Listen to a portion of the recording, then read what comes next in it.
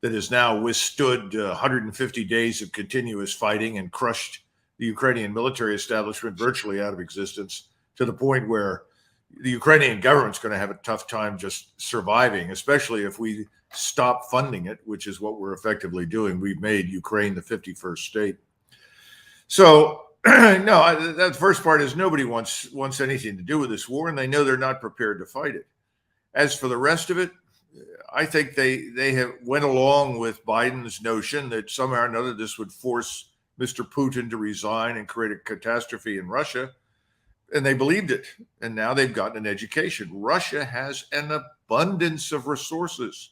It's probably the country in the world that is richest in resources. It's not going to go out of business. And Mr. Putin's popularity ratings are through the roof in Russia. All the Russians see him as defending Russia. Does there come a time when the American government recognizes that the sanctions were a disaster, that they're hurting American business enterprises? They're not at all deterring Putin. All these Russian oligarchs' yachts that were seized, that was just for show. Yeah. Is there a time when Tony Blinken and company realize we're on the wrong track and we got to get out of this? I think privately they recognize that they are very much on the wrong track. I think they are taking alarmist phone calls from everywhere, from Stockholm to Berlin to Rome, Paris, Madrid. So I think they know that. The problem is they have no plan B. There was never any serious thought given to this whole process. In other words, what was the objective to begin with? No one had a stated objective except to build up the Ukrainian military to not only present a threat to Russia, but to potentially recapture Crimea and harm the Russian military. Well, this is fanciful nonsense that never made any sense. So there is no plan B. So I think they're going to do what you would expect these ideologues to do, which is double down on what they're already doing and then hope against hope that they can outlast this. And I'm not sure that they can. I mean, my recommendation, frankly, is send Nancy Pelosi to Kiev and let her sort it out and just leave her there until it's fixed. She's threatening to go to all places, to Taiwan. And of course, Beijing is not very happy about that. And they're threatening some severe response to that. We'll talk about Nancy later. Tell me about the actual war. I mean, you don't see it on television anymore. You don't even see it on the front pages of the New York Times. So a couple of questions. Are the Ukrainians holding any ground? Have they won back any ground from the Russians? No. Have they actually used American military hardware to attack Russian hardware that is already inside Ukraine? So they're part of Ukraine is bombing another part of Ukraine. And where does Zelensky stand in his stability as the head of the Ukrainian government? Well, as you know, Zelensky now fired Bakhanov and several other people that were in charge of the security services. Very senior people. Yeah, it looks like, the last days of Pompeii. The volcano has erupted, and now he's looking for people to blame for the lava flows that are pouring through the streets. So I think that's part of the problem. I don't think Zelensky is really in charge of a great deal anymore. He's got a force out there. The nationalists are trying to control what's left of it. They're rounding up deserters and either shooting them or forcing them back into action. But the truth is the Ukrainian forces are defeated. They can't regain what's lost. Most of the Russian army has been withdrawn, Judge. I'm talking about the combat force. They have been resting and refitting for the last few weeks. And the fighting in Donbass, which was always the critical portion of this operation, because that's where the Ukrainian forces were located, has been done by Chechen forces, separatist forces that have taken heavy casualties, and mercenaries. Those are the ones backed by massive Russian artillery, regular army artillery, but the regular army combat force that we saw at the beginning, that's been resting and refitting. And I think they're preparing for a massive offensive to finish off this war once and for all. And again, Putin is not interested in crossing the Dnieper River and going into Western Ukraine. But I think he will roll up to the Dnieper to a certain point, and then I think he still wants to gain control of Kharkov and Odessa. All right. But as you point out in your piece, Worshipping Dead Horses, Putin cannot tolerate a free and independent Ukraine, much less a Ukraine that's a member of NATO, because that's a permanent 24/7 threat to Moscow. Am I right? Well, Have I grasped properly what you wrote in this piece? well, not completely. I mean, it can be free and independent as far as he's concerned. It cannot be a puppet of the West. It can't be a platform for attack against him. Or if it's a member of NATO, he views it as a puppet for the Oh, West. absolutely. Absolutely. In fact, privately, he's told many people he doesn't care if Ukraine's part of the European Union, could care less. His concern from the very beginning was this massive NATO trained and equipped army funded largely by us. That's no longer in the picture. But what I'm concerned about, what many Europeans privately are concerned about, I know Berlin is very much so. And remember, Berlin is still the elephant in the room economically. And right next to Berlin is a somewhat smaller elephant called Italy. Both of these states are concerned that what will happen is that we will go back into Ukraine in a subversive way and try to continue to use the Ukrainian people and the rump Ukrainian state as an opportunity to attack and threaten Russia. That's what he doesn't want. And that's what Berlin and Rome don't want. No European wants that. That means literally in our lifetimes, perpetual war, to the point Right. where finally Putin decides, I don't want to go there. I don't want a border with NATO. Remember, that's one of the things he doesn't want. He doesn't want a border with NATO. He's already got a small one way up north in Estonia. He doesn't want it. So if he can't live with the situation because we make it impossible, well, then, you're forcing his hand again. I think it's time for this to end, and I think the Russians are going to try to do that over the next 30 days. What are U.S. intelligence, senior members of the intelligence community advising the president? If you know, are they telling him what they think he wants to hear? Or are they telling him what you've just described, that this is a lost cause, it's over with, you better get the hell out and get out now? Judge, the thing for all of your viewers to keep in mind is that presidents always get the intelligence they want.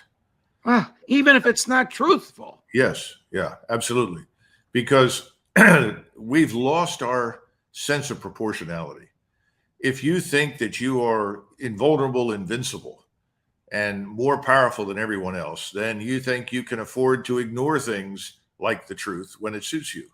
This has gotten us into a lot of trouble now, I think, with Russia, because Russia is not Iraq. Russia is not Afghanistan. It's not Libya. And we're talking now, I listened to the former Secretary of State Pompeo essentially describe the apocalypse, the unification of Russia, China, and Tehran into one iron alliance that we should then set out to crush. I mean, this is the sort of madness that is rampant in Washington, and it presupposes that we are more than we are. In other words, we are not the nation, Judge, as you know, that we were in 1991. Right. 30 years ago, we were a very different country than the country today. And there doesn't seem to be any willingness to admit that and figure out that we've got serious problems here that need our attention. By the way, that's true for Western Europe.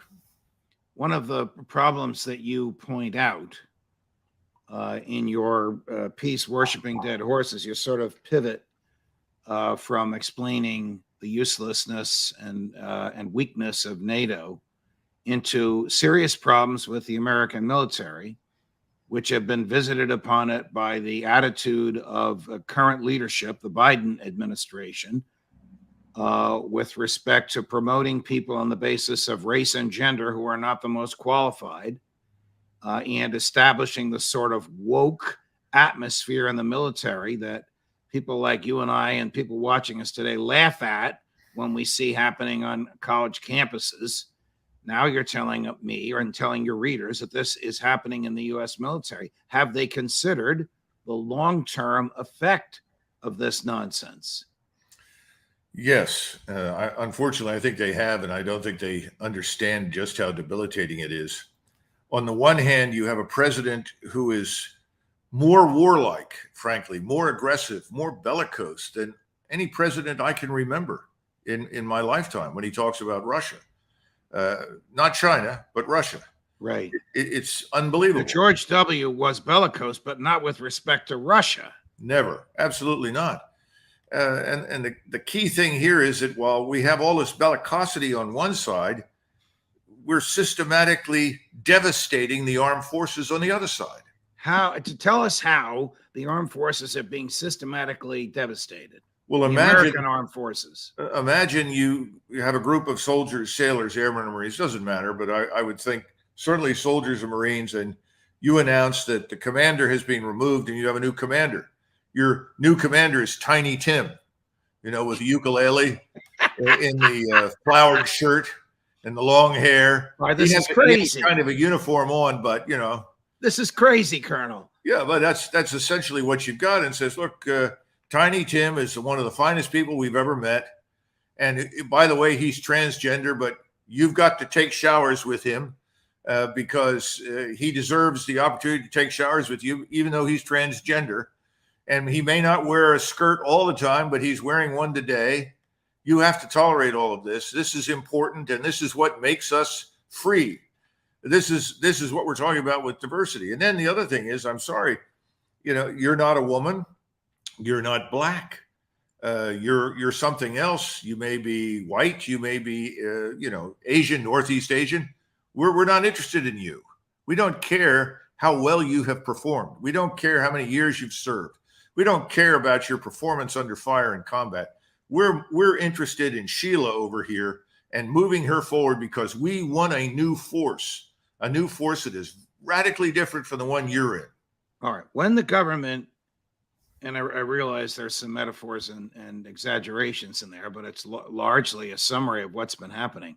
When the government does that, does it think in the long term, we don't use a draft anymore. We really need volunteers. We need thousands of volunteers every year.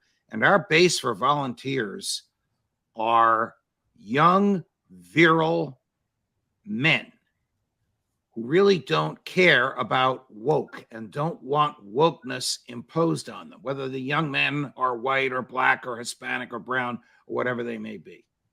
My point is, does the Biden administration leadership in the Pentagon recognize that imposing wokeness on the military will have a catastrophic effect on recruiting in the long term? I think they've already seen it. We're already confronting this catastrophic impact on recruiting. We can't recruit the people that we want. And their attitude is, it doesn't make any difference. We'll just drop the standards. We'll start recruiting people that we normally never take into the armed forces, people that are far below the desired IQ levels, people that have criminal records, people that may have serious problems, drug problems or something else. This is already happening. So again, I think they view it as none of these things matter anymore. We live in the era of push-button warfare. Fire a missile. We're still the biggest, most powerful, richest country in the world. We can do pretty much as we want. And the important thing in the backs of their minds is that we're building a force that reflects our leftist ideology and values. And we're replacing the values that were historically motivating inside the armed forces with our new values. One of my viewers just texted us, who wants to die for Biden and Zelensky. It's just so appealing. I mean, no American wants to do that. Does Tony Blinken? Does Lloyd Austin, the Secretary of State and the Secretary of Defense, do they think American troops want to die either for wokeness or for Zelensky?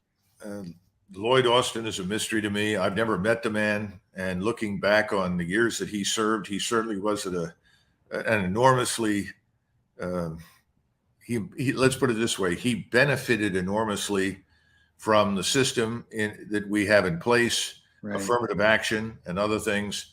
And yet he's turned on the institution and seems to be turning on the American people and the country with incredible hatred and distaste.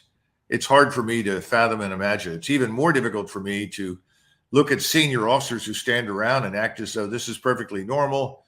And when you say, what the hell are you doing? Their answer is, well, I've got orders. Wow. Orders to do what? Destroy the force? Right. ruin Right. morale, destroy cohesion, destroy discipline. We don't even have the authority today in the chain of command that we did 10 years ago or 20 years ago or 30 years ago to take action when it's required. What is the level of wokeness? It's hard for me to ask this with a straight face in the Russian army. Yeah, that's a great question. The last time I looked at a recruiting video, I'd say about zero. Everybody there understands the Russian army exists to kill enemies of the Russian state. And all the soldiers, sailors, airmen, and Marines understand that's their number one task. We go to where we're ordered and we defend the country and we kill the enemies of the state. All right. We're now at the end of July. Where will we be by Labor Day in the war in Ukraine? I'd be still sending billions of dollars in cash and material there, or recognizing the folly of what we've done? I'm glad you brought that up because most Americans don't understand, Judge. If you look at this 40 billion package that we passed back in May, almost universally, right, only about half of that is for military assistance. It's still 20 billion, but it's enormous. What's the other half? Well, the other half it's unclear. It goes into aid and assistance that we would term nation building, support the Ukrainian state, humanitarian assistance, medical support, and so forth for the war. But most of the money for military equipment and military assistance really doesn't leave the United States. And this is what most people don't understand. When we say we're going to give the Ukrainians, for discussion purposes, let's just say 100 artillery pieces, we turn to the Department of Defense and say, send 100 artillery pieces to Ukraine. And they say, yes, sir. Then we send money over to the Pentagon to pay for the. Well, my impression is, based upon the reports I've received from friends on the inside, is that we turned the transponders off that are normally attached to the unmanned vehicle. As a result, we were trying to move in close within the air defense identification zone that belongs to the Russians. Everybody has these. When you move into that ADIZ, you're supposed to acknowledge that you're there, identify yourself. Obviously, we didn't want to do that. So without the transponders, it was trying to be stealthy and gather intelligence on the Crimean installations on Crimea that belong to the Russian military. It didn't work out. And the Russians were within the legal bounds of international law to take it out, which they did. Whether or not they actually did it in the way that's described, I don't know. That sounded suspicious. I haven't heard of planes colliding with other planes to take them down. Have you heard of planes emptying their fuel on drones, almost as if to mimic a dog urinating? No, I haven't heard that either. I mean, quite frankly, I don't know how it happened, but I do know that the Russians disposed of it and it crashed into the sea. And I know why it was there. It was there to collect intelligence, targeting data for installations in Crimea. Oh, they also used it, I'm told, to target the bridge that we tried to destroy. Is this any different from the Chinese balloon? Well, it is different in the sense that this is inside the air defense identification zone of Russia. And yes, you're right. The Chinese balloon was inside our air defense identification zone, and we were within our legal rights to shoot it down. So absolutely, that's true. But I think this is not the first time that this has happened. I think the Russians have simply sent a message: we're not going to tolerate it anymore. How effective? You know, I just estimated 10,000 feet. I mean, do you know how high it was and how effective these drones are at gathering data about Russian military activities in Crimea? Well, I think they're very effective in terms of collecting data. Whether they're more effective at 10,000 than they are at 5,000, or it makes no difference, I don't know. But I do know that all these unmanned collectors, whether it's Global Hawk or the one that we're talking about, are all excellent and do a great job. I heard a statement from President Putin the other day. I mean, I heard it translated into English about the relationship between the United States and Germany, I think you know where I'm going. President Putin said, Germany is still occupied. He didn't finish the sentence, but I think he obviously meant occupied as it was by the Allied forces after World War II, an historic event with which we're all generally familiar. He was basically mocking the German government for putting up with the American government, telling it to sit down, be quiet, be a good boy while we destroy your pipeline with Russia. Yes, I wouldn't quite term the condition of our influence in Germany as equal to an occupation. That's over the top. But clearly, Mr. Schultz has behaved as though he were a vassal of the greater American empire. Today, I received an email about a firm in Germany that is involved with metal work. They make alloys, they build alloys, and they also bend metal and so forth. This firm has been in business since 1380. As a result of the loss of cheap energy, in other words, energy they can afford, which was the natural gas that came out of Russia, this firm, for the first time since 1380, is going out of business. And thousands of people are going to suffer as a result of this.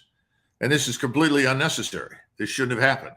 But that's just one more piece of evidence for the stupidity and the folly of destroying the Nord Stream 2. That was a monumental mistake. It's an act of war by the United States against the Germans. I don't think Mr. Schultz and his friends are going to be in government too much longer. I can't predict when, but I think the German people are going to object to this, and they've had enough of it. Well, they're going to find that guy on the sailboat. It's like the Minnow, the boat that got lost on Gilligan's Island. This is absurd. Well, actually, I think we have to give Gilligan more credit. He'd have done a better job, at least of creating fiction. Now, this is utterly absurd, but this is the CIA. And you're making an important point. If you look at the recent articles that have come out in the New York Times and the Washington Post, just within the last 48 hours, we're now beginning to see the truth actually creep into articles about the Ukraine war. And what I'm talking about are the horrific casualties that the Ukrainians are taking, the devastating impact of Russian artillery and Russian rockets and missiles, the terrible conditions for life for the people in Ukraine. It's actually being mentioned now. So that's a good thing. You recently wrote that well-regarded estimates show that between 150 and 200,000 Ukrainians have been killed in action. These are military people killed in action. And you saw another estimate that was as high as 250,000. Yes. How big is their army? How much longer could they tolerate a loss of 200,000 in 12 months? Well, this is another important question. And I think Ukraine has actually built 3 armies. They had one that we destroyed, or actually the Russians destroyed early in the war, I would say between February and July. A second army was configured, equipped, and sent into action after July, and that one was largely destroyed by Christmas. And then a third one was constructed. This is all based on waves of mobilization, inducting people forcibly and otherwise. It's gotten so bad with the manpower shortage in Ukraine that just yesterday I received reports from people in Odessa that told me they were watching as Ukrainian men of various ages, from 16 up to 50, were being apprehended in cafes and restaurants in Odessa, shoved into trucks and disappearing. Literally, no questions, no discussion. Get on the truck, gun in your face, you're going to the front. And we know from the reports we're getting from Ukrainian soldiers that post these things on the internet that the average life on the front for a new recruit is about 3 or 4 hours, because these people have no experience. They may get, if they're lucky, 3 or 4 weeks of training, some time on a rifle range. That's absurd. So they're getting more and more people killed needlessly. Colonel, even if they have 3 or 4 weeks of training, if they don't have ammunition in their weapons, the training is moot. They're just a body being sent out there to slaughter. Well, they are receiving small arms ammunition. maybe not as much as they would like. And of course, if you're in a combat zone, I can tell you from experience, you never have enough ammunition. You've got it piled up all around you. The last thing in the world is you don't want to run out of it. The problem for the Ukrainians is they've run out of artillery ammunition. And so they're not giving artillery support to their soldiers. Now, you're talking about a war which the Russians already have a 10-to-1 advantage in firepower from artillery systems. Now their own artillery can't fire because they don't have any more 155 shells. When you look at the losses, they range in the thousands for howitzers, tanks, and other equipment. The Russians are killing these things as fast as they show up. And a lot of it is done in the following way. A small drone is flown over Ukrainian lines. They discover that there's an artillery system, an air defense system, a radar. Then come a different set of drones that literally fly right into those pieces of equipment and disable them. And then if that's not enough, rocket artillery rains down on what's there and kills everyone. So this is a sort of procedure that goes on again and again and again. Let's talk a big picture. In a piece you recently published with apologies to Winston Churchill, entitled "The Gathering Storm." Great title, Colonel. You actually give a little bit of praise to Secretary of State Tony Blinken, whom you refer to as a rabid supporter of the proxy war. We all know that, but one who recognizes that President Zelensky's insistence that we assist them to recapture the Crimea is A, absurd, and B, is a red line, which would result in disastrous consequences from President Putin. Right. Well, it's too bad he didn't reach that conclusion many months ago when we could have said that in January or December of last year and avoided that pointless discussion. The other thing is, I think William Butler Yeats was the first to talk about the gathering storm. So I don't think it's been originated that. But having said all of that, you mean they taught English courses at West Point? I think we had couldn't resist. I love Yeats. We did have some pretty good English instructors. I got to give them credit at West Point. Actually, the best one I had was at VMI, but that's a long story. Okay. Anyway, the point I'm trying to make is that people inside the administration, not just the Secretary of State, are realizing this is an unwinnable war for the Ukrainians. They know that.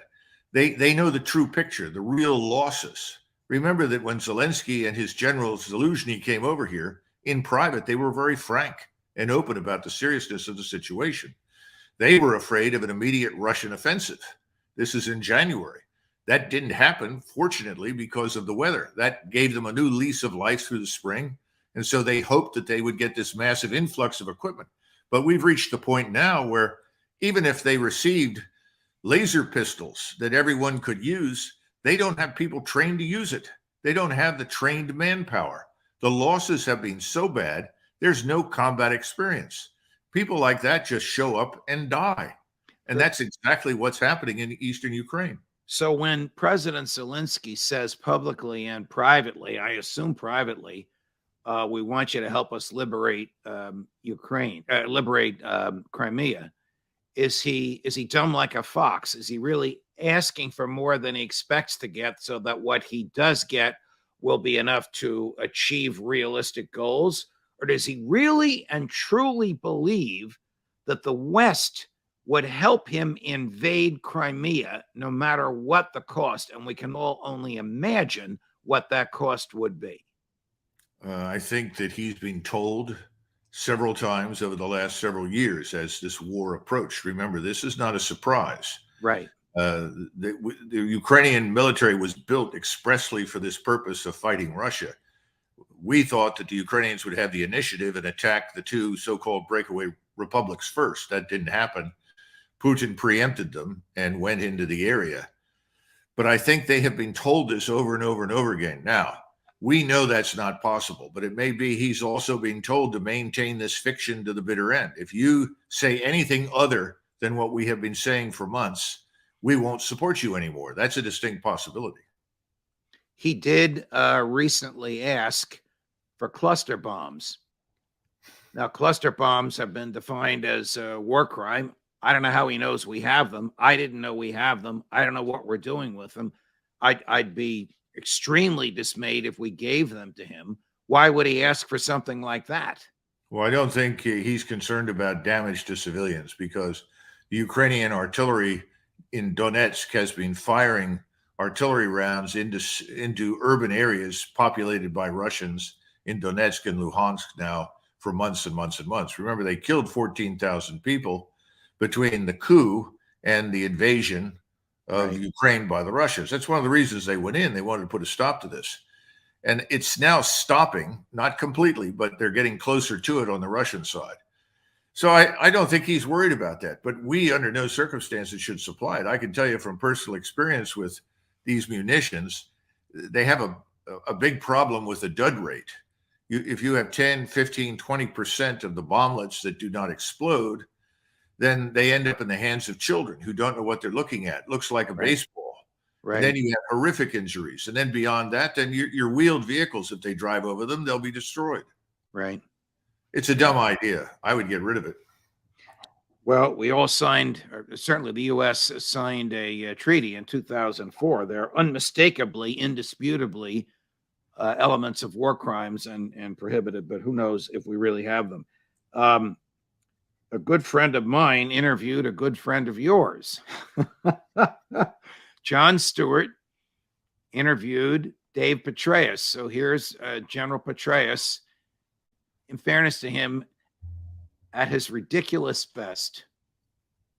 The security challenges that face us right now are more complex and actually greater than any that we have faced actually during the post-Cold War era. It's just hard to see the evidence of a learning curve manifest. It still feels like our foreign policy is everything, everywhere, all at once. Well, I think the argument there is going to be that, look, if we don't do it, someone else will.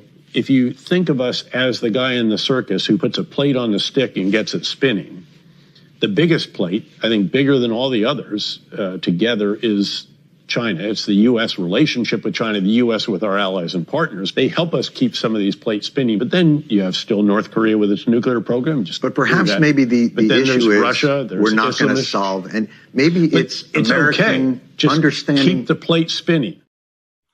So John Stewart is trying to make the argument against the use of American military to advance American exceptionalism, an argument you have made, I have made, people that agree with us have made, people watching us now have made.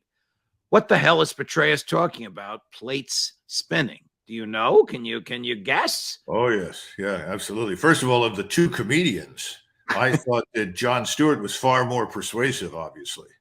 And yes. Insisting, we can't afford to be everywhere doing everything all the time. He could have added one more point that no one wants to admit in Washington. We don't need to be everywhere doing everything all the time. See, Petraeus lives in this fantasy world where the world is full of threats. Everyone is a potential enemy, and there are only certain people who are friends, and everyone else is an enemy. Therefore, there are lots of enemies. So we have to be everywhere, and we can't succeed. He knows that. We can't win, but that's all right. You just stay there in perpetuity. In other words, it's like Afghanistan. You could stay in Afghanistan for 50 more years and have no impact whatsoever on the place. That's okay. The point is to stay for 50 years. So what military or what American benefit is there to follow the advice that General Petraeus had offered? Oh, none. Well, it certainly is reminiscent of the Cold War. During the Cold War, we frequently would pick up someone that we were convinced was a Soviet agent. Most of the time they were, but not always. And essentially use them as trading material so that someone that the Soviets had picked up could be freed in some sort of exchange. I don't know if that's the case this time around, but perhaps it is. But the thing to keep in mind is that this Wall Street Journal is very anti-Russian and extremely neoconservative in its outlook. It certainly doesn't bear any resemblance to the Wall Street Journal I grew up with. And as a result, they're not very sympathetic to the Wall Street Journal and its owners. And of course, the owner is Rupert Murdoch. And I don't know that anyone has said anything about it other than I think Tucker mentioned it on his program that this man had been apprehended. Now, he was a long, long way from Moscow. And I have no idea what he was doing. He was within striking distance of some Russian military installation, and theoretically, he was trying to write a story on what the impact was on Russia of the war and whether or not its industries were actually producing and so forth. Whatever was the case, he was picked up. And I don't think the Russians are going to be very sympathetic. Do the Russians respect journalistic rights? Does he have some sort of immunity because he's a bona fide journalist for a bona fide American media outlet, albeit one that is anti-Russian? Well, you can be a bona fide Russian journalist with all the right credentials. And if you are seen photographing or visiting Virginia, say in the vicinity of Norfolk, and we are in a state of war, I think we would pick the man up. See, the thing that has to be brought in mind is the Russians are at war. And under those circumstances, it's very foolish to go near any military installation. And that's why I say, if we were at war and we saw people nosing around submarine pens up in Puget Sound or a large Air Force base in Florida, we would pick them up right away. So Jack Devine, and we'll run a clip from him a little later on, says that the Central Intelligence Agency does not use American journalists to do its dirty work, only foreign journalists. Is it inconceivable that Mr. Hershkowitz was working for American intelligence? You know, I simply don't know. What I do know is that he would probably willingly turn over any information he found to the CIA because he's very hostile to Russia, just as the CIA is doing everything in its power to keep this operation going in any way, shape, or form it can. It's trying to shape domestic opinion. We know that. It creates the narratives that are widespread inside the United States on everything right now connected to Russia. So does he work for them? In theory, no. Does that make any difference under the circumstances? Again, Russia is at war. This is an American journalist. He is somewhere close to or en route to a Russian military installation. He's going to get picked up. Got it. Got it. What is the status of all of the tanks that everybody was all agog about a month or so ago? The German Leopards and the American Abrams. Have they arrived? Are they on their way there? What is the likelihood that they will tip the scales ever so slightly in favor of the Ukrainians? Well, as far as I know, the numbers of American M1 series tanks have not arrived. That I don't know when they're going to show up, but they're certainly in the process of being readied for, use by the Ukrainians. The Leopards have shown up, as have some of the other pieces of equipment, and of course the Bradleys. They're not really tanks. That's an armored fighting vehicle, but it does have a 25 millimeter chain gun on it that's very lethal. I don't know if they also are going to equip them with TOW missiles. That's also a lethal missile under the right circumstances. I think what people are discovering is that the Russians have a number of missiles. One of them is called the Coronet. And this Coronet missile can be fired from 5,000 meters away or potentially even further. It's self-guiding. Once you sight the target, you can essentially fire and forget it. And if that warhead reaches a tank, any tank, it will destroy the tank. It doesn't make any difference what it is. So that that is something that I guess people are now beginning to notice because the Coronet missiles were used against Leopard tanks in Syria. And people should be very concerned about that. Again, this is something I think other analysts have said. It's not an individual weapon system. It's not the arrival of 200 tanks or 500 tanks that are going to make any difference. It's the integration of various types of equipment, tanks, armored fighting vehicles, various missile carriers, air defense, air and missile defense. For instance, there's a 30 millimeter automatic cannon linked to radar that's excellent, that's produced by Rheinmetall. I would say you'd probably need a couple of hundred of them on the battlefield just to protect yourself from all the various unmanned aerial systems. So the bottom line is, no, this isn't going to change anything. Do the tanks have some sort of weaponry or equipment in their skin, for lack of a better word, a lay phrase, to neutralize the weaponry that attacks them? Well, they have what you would call active versus passive defense. An active defense system can be all sorts of things. It can be small explosives embedded in ceramic and metal tile that is applied on the outside of the tank's armor. There are different kinds of this thing. You actually can put radar on the tank itself that detects an incoming missile. All of this stuff exists. The problem is twofold. First of all, most of that active equipment only works once. In other words, once you've struck the tank once, you don't have that protection anymore. In other words, you get a direct hit. Right. If you strike it twice, you may get something more, but then you're essentially naked. It only gets you through a couple of initial fights. Okay. Secondly, we don't have anything right now to deal with what I would call top attack. In other words, a missile that comes in and strikes on top of the turret. This has been a threat for a long time. In other words, it comes in and it dives down on the top of the turret where the armor is thin. The Israelis are looking at a number of very innovative ways to change that can be integrated into future armored fighting vehicles. Do the Russians have missiles that will do that? Oh, yes, absolutely. Absolutely. By the way, so do the Germans. And they have not released any of those. We've been working on those, and I think we have some, if they're not already fielded in the U.S. military, and they may or may not be, I don't know. They certainly are in development.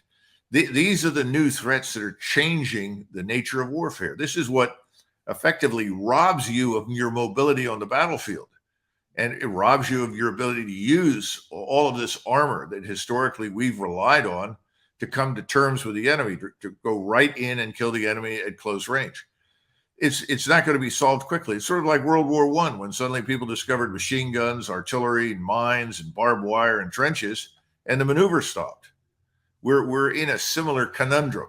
It won't last forever, and we're going to have to find a way through it. But the bottom line is we're not really prepared for it. The head of the Wagner Group has proclaimed that Bakhmut has fallen. President Zelensky has not refuted that. It seems to me, as a layperson in the military world, 10,000 miles away, that it's safe to say that Bakhmut has fallen. Do you have any intel on this? Well, a couple of things. First of all, Prigozhin made a number of interesting remarks. That's the head of the Wagner Group. Of the Wagner Group, right. And Prigozhin said something that many of us have suspected was the case for months, but now we've had it from the horse's mouth, and I think it's probably true. And that is that Surovikin, the general that was brought in the early fall, late summer last year to change the command structure and the way the Russians were operating, right, decided to turn Bakhmut into what it became, a bloodbath, a meat grinder.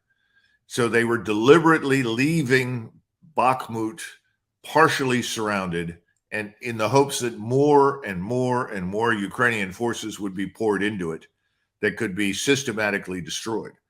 That's the way it looked to me for a long time. And is that the way it worked out?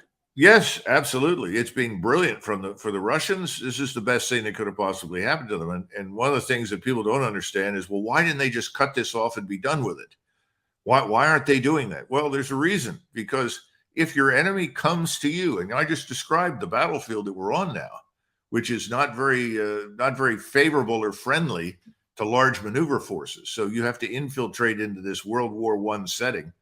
If that's what you're operating on, you're just doing what your enemy wants you to do. And I think Surovikin was the man behind that. And that's effectively what Prigozhin said. Now, they say that all but a few blocks, something like 11% of the sort of built up area of Bakhmut is absolutely devoid of Ukrainians, but there's still some left on the edge. And you still have talk, as we talked about the last time when we put the map up, you still have talks of 80,000 troops breaking through in or around or near Bakhmut in some fashion.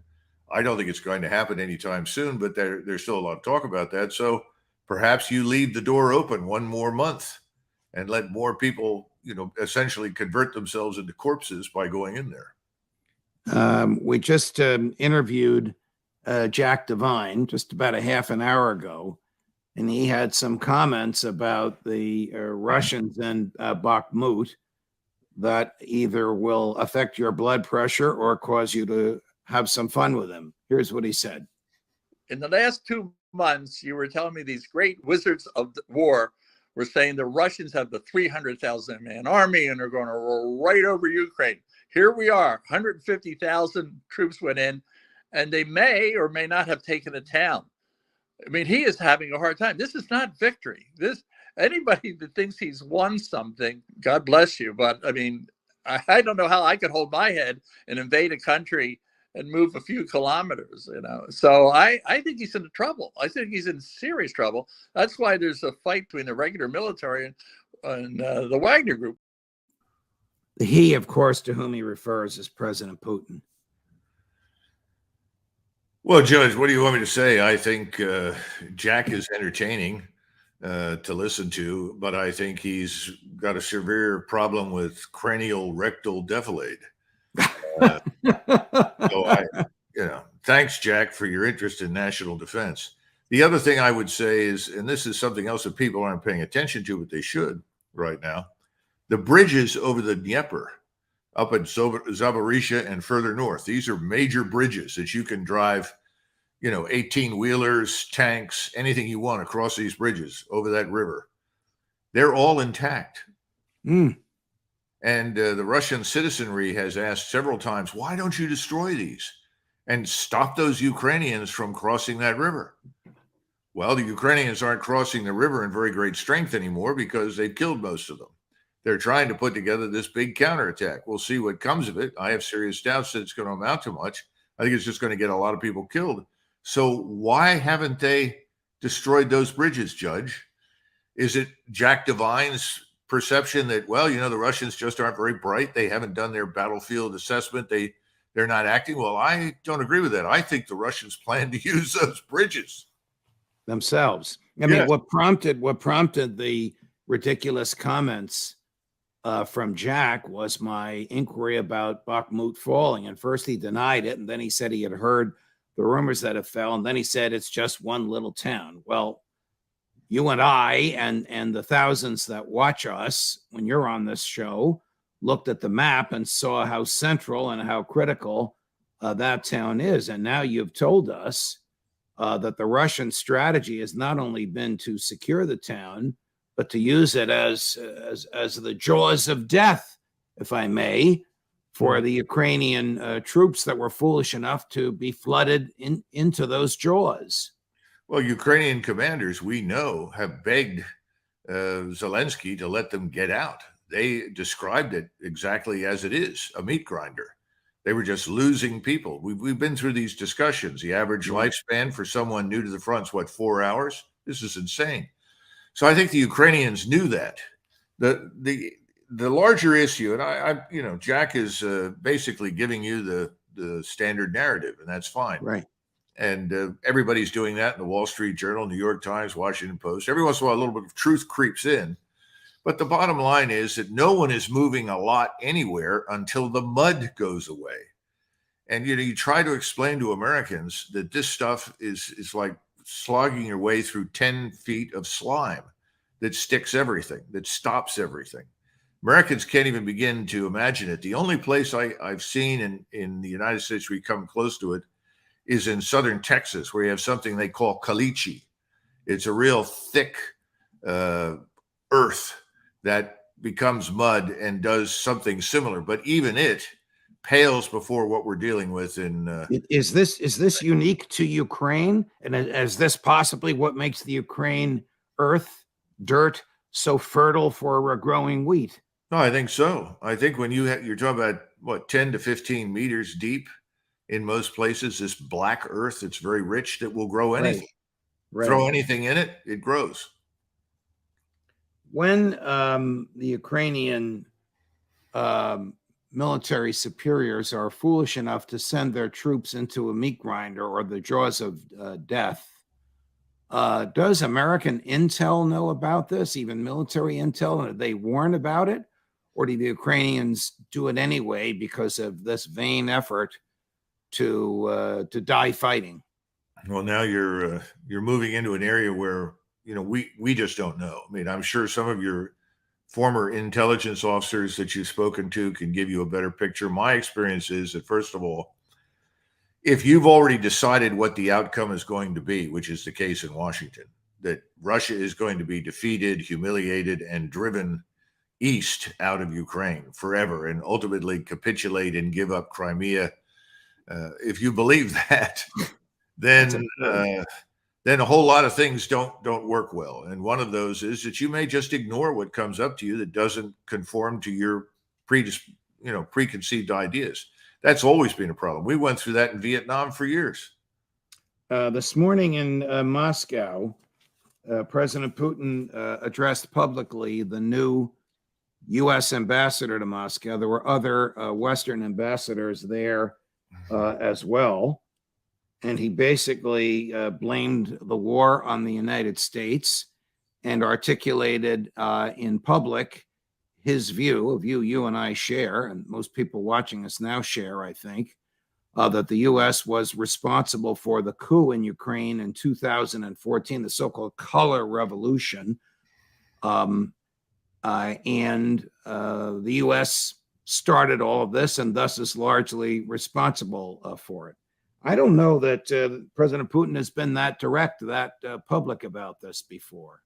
Well, I think he certainly made the larger case. He hasn't been specific about the so-called coup, but there's a huge mountain of evidence to support what he's saying. And by the way, you now have Mr. Netanyahu in Israel, who is absolutely convinced that we're running a quote-unquote color revolution against him and his government. Well, you're a question ahead of me as to whether, God bless you, Colonel, whether you believe that the Central Intelligence Agency was responsible for massive, persistent, endless demonstrations in the streets in Jerusalem and Israel over the makeup of the Israeli judiciary.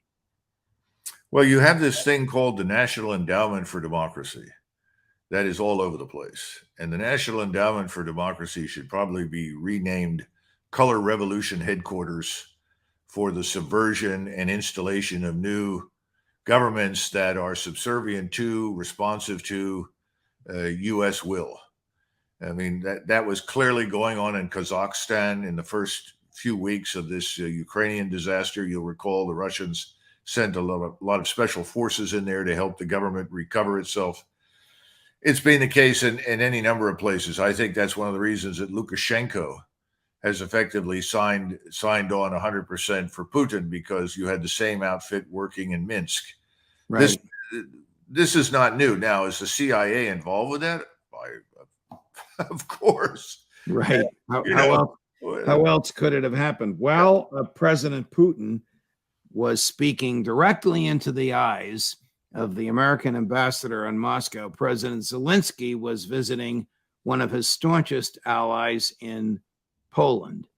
We have a little clip there. There's the president of Poland, and there's President Zelensky.